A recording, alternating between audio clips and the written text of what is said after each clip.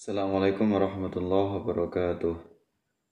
Hamdan syukran lillah wassalatu wassalamu ala rasulillah Muhammad ibn Abdullah. Asyhadu an la ilaha illallah wahdahu la syarikalah wa asyhadu anna Muhammadan abduhu wa rasuluh. Allahumma shalli ala sayyidina Muhammad wa ala ali sayyidina Muhammad wa ala ashabihi wa ala dzurriyyatihi wa man tabi'ahum bi ihsanin ila yaumiddin. Pemirsa yang dirahmati Allah Subhanahu wa taala, mudah-mudahan Anda semuanya dalam lindungan Allah Subhanahu wa taala, diberikan kesehatan, sehat lahir dan batin, diberikan lancar dalam semua aktivitasnya dimanapun berada. Segala hajatnya dikabulkan oleh Allah Subhanahu wa taala. Amin ya rabbal alamin. Terima kasih Anda semuanya yang masih berkenan untuk datang untuk bersilaturahim di channel ini. Mudah-mudahan Anda rezekinya dilancarkan oleh Allah Subhanahu wa taala, diberikan keberkahan dalam hidupnya. Amin ya rabbal alamin. Pemirsa, sahabat semuanya, rekan-rekan, para guru, para asatidz, para kiai, sahabat semuanya yang saya muliakan, pada kesempatan ini saya akan menjawab sebuah pertanyaan dari sahabat kita. Ya, sahabat kita yang bernama channel YouTube-nya yaitu Sahabat Taruna Jaya Official 2. Ya, bernama Taruna Jaya Official 2. Ya, beliau menanyakan tentang bagaimana gigi yang dibehel. Ya, tentang hukum gigi yang dibehel atau gigi yang diberikan kawat dari besi. Oke, terima kasih sahabat kami Bang Taruna Jaya Official 2 yang sudah berkenan hadir dan menyampaikan pertanyaannya. Insya Allah akan kami jawab sesuai dengan apa yang kami pahami. Hukum behel atau memberi kawat pada gigi ini dilihat dari unsur tujuan. Ya, unsur tujuan atau penyebabnya. Maka hukumnya bisa diperbolehkan dan bisa dilarang atau hukumnya haram. Ya. Nah, maka hukum diperbolehkannya gigi diberi behel yaitu jika dalam rangka untuk karena darurat atau karena terpaksa atau karena sesuatu yang menyebabkan aib atau sulitnya kita dalam melakukan aktivitas sesuatu, misalnya makan yang disebabkan karena giginya tidak rata atau giginya berlubang, atau gigi yang gingsul, gigi yang menyebabkan akhirnya kesulitan kita dalam aktivitas makan atau minum. Ya, maka dalam kondisi yang darurat seperti itu, yang menyebabkan kita sulit untuk beraktivitas sehingga terganggu dalam mengkonsumsi makanan, karena gigi yang tidak rata atau gigi yang tumbuh tidak normal sehingga terkena saling berhimpitan atau menyebabkan sakit pada bagian gigi, maka hukumnya diperbolehkan. Atau juga dengan alasan sebagai bentuk pengobatan atau medis. Ya, pengobatan atau medis ketika gigi itu dalam keadaan tidak normal atau gigi itu menyebabkan sakit, ya, sakit sehingga dengan cara dipasang behel atau kawat gigi itulah yang sehingga menyebabkan sembuh atau bisa normal seperti biasa. Kemudian bagaimana jika yang diharamkan bagi orang yang memasang kawat gigi yaitu menjadi terlarang manakala dalam rangka hanya untuk sekedar fashion atau sekedar untuk tren, untuk biar dikatakan populer atau dikenal oleh orang sehingga menjadi buah bibir atau menjadi bahan cerita orang lain sehingga dia bisa terkenal atau orang banyak akhirnya memuji kecantikannya, efek dari gigi yang diberi behel. Nah, tentang hukum keharaman tadi, haram karena sebagai fashion atau sebagai trendy,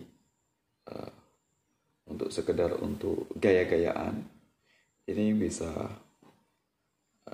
kita kutip dalam Al-Quran surat An-Nisa ayat 119.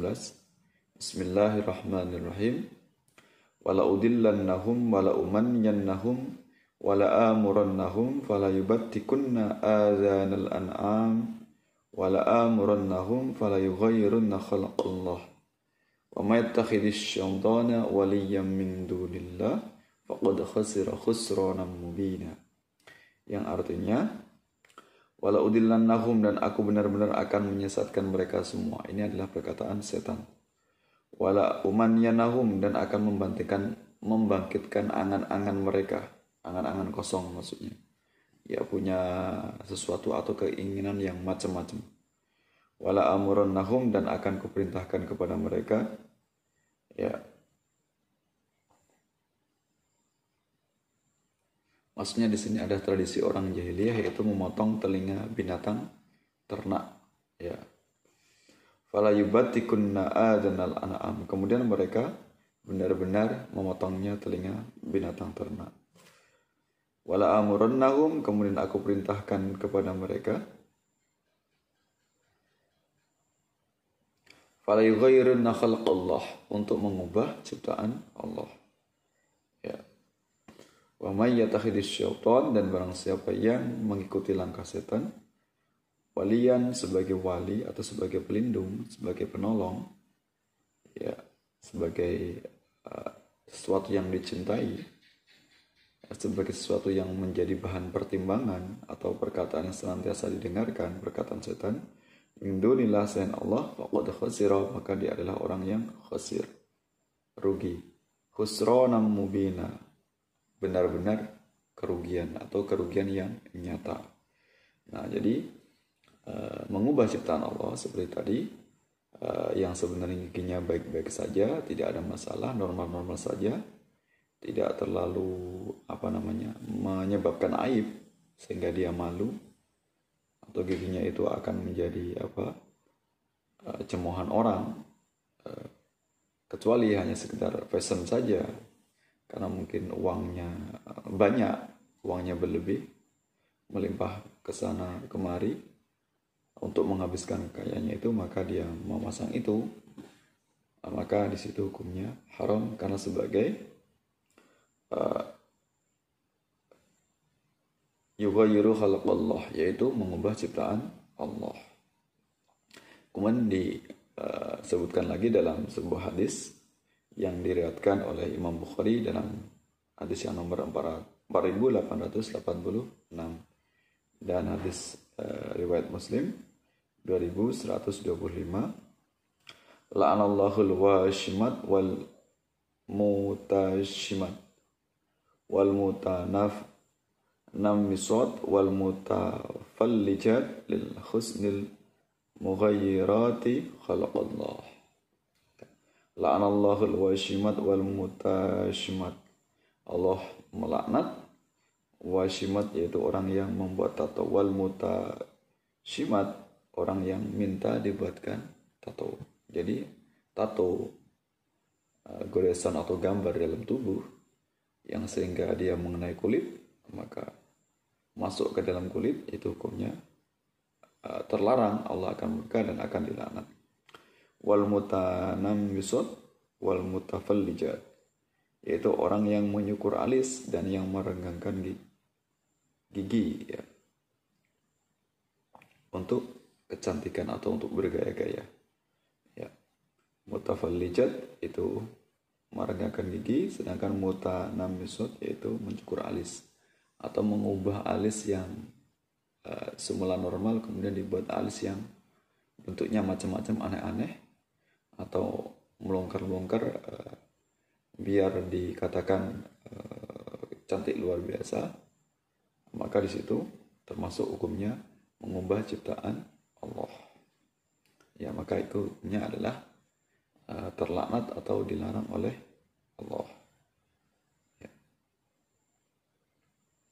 Ya, di sini bukan hanya dalam hadis ini merenggangkan gigi, tapi termasuk tadi mengubah-ubah gigi atau gigi tujuannya untuk kecantikan, padahal giginya adalah normal. Ya. Kemudian dalil diperbolehkannya jika disebabkan karena tadi penyakit atau tidak normal sehingga kita kesulitan dalam mengkonsumsi makanan atau sesuatu dalam gigi kita, ya, atau cacat gigi kita sehingga dengan cara dibehel menyebabkan normal kembali.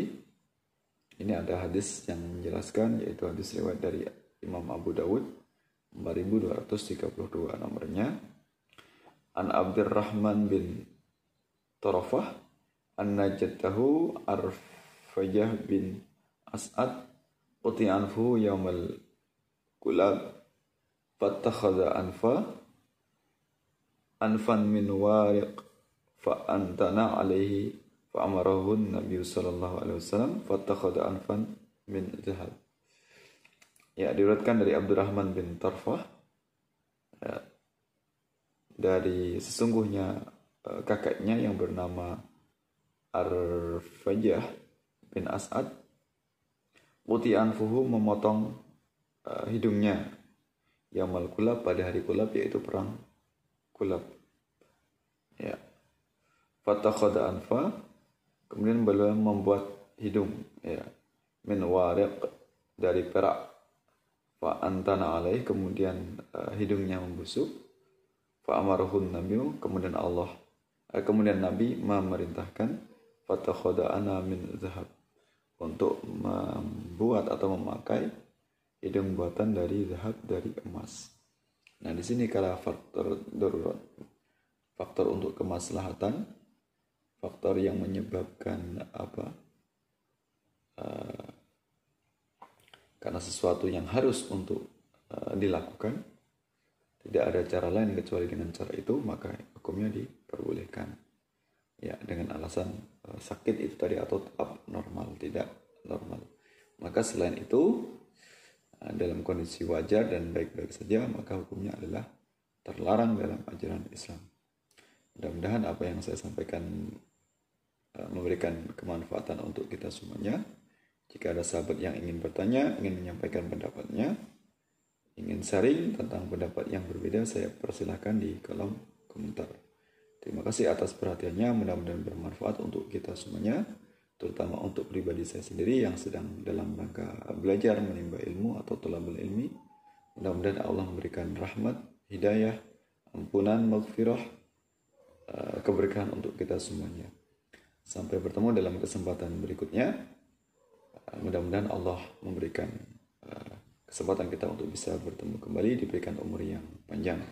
Amin ya rabbal alamin. Wallahu muwaffiq ila aqwamit thariq. Assalamualaikum warahmatullahi wabarakatuh.